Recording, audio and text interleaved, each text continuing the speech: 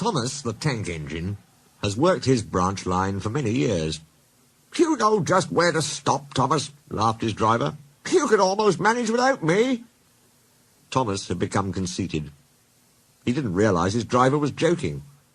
"Driver says I don't need him now," he told the others. "Don't be so daft," snorted Percy. "I'd never go without my driver," said Toby earnestly. "I'd be frightened." "Pooh," boasted Thomas. "I'm not scared." "You'd never dare." "I would then. You'll see." It was dark next morning when the firelighter came. Thomas drowsed comfortably as the warmth spread through his boiler. He woke again in daylight. Percy and Toby were still asleep. Thomas suddenly remembered. "Silly stick in the muds," he chuckled. "I'll show 'em. Driver hasn't come yet, so here goes." He cautiously tried first one piston, then the other. "They're moving, he whispered. "I'll just go out, then I'll stop, and wheesh! That'll make 'em jump."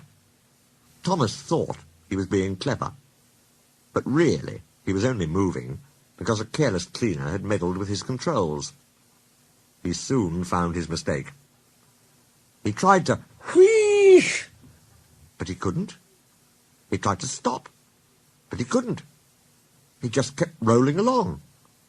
"The buffers will stop me," he thought hopefully. But that siding had no buffers. It just ended at the road. Thomas's wheels left the rails and crunched the tarmac. "Horrors!" he exclaimed, and shut his eyes. He didn't dare look at what was coming next. The station master's family were having breakfast. They were eating ham and eggs.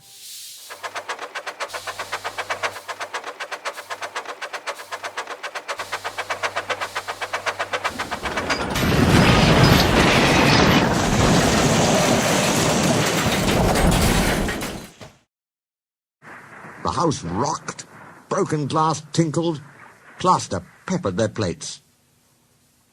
Thomas had collected a bush on his travels. He peered anxiously into the room through its leaves. He couldn't speak. The station master grimly strode out and shut off steam. His wife picked up her plate. "You miserable engine," she scolded. "Just look what you've done to our breakfast. Now I shall have to cook some more." She banged the door.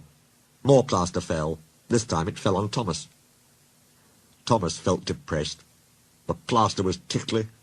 He wanted to sneeze, but he didn't dare in case the house fell on him. Nobody came for a long time. Everyone was much too busy. At last, workmen propped up the house with strong poles. They laid rails through the garden, and Donald and Douglas, puffing hard, managed to haul Thomas back to the yard. His funnel was bent. Bits of fencing, the bush, and a broken window frame festooned his front, which was badly twisted. He looked comic. The twins laughed and left him. He was in disgrace. "You are a very naughty engine." "I know, sir. I'm sorry, sir." Thomas's voice was muffled behind his bush.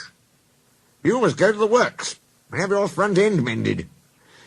It'll be a long job." "Yes, sir," faltered Thomas. "Meanwhile," said the Fat Controller, "a diesel rail car will do your work." Diesel, sir?" Thomas spluttered. "Yes, Thomas. Diesels always stay in their sheds till they are wanted.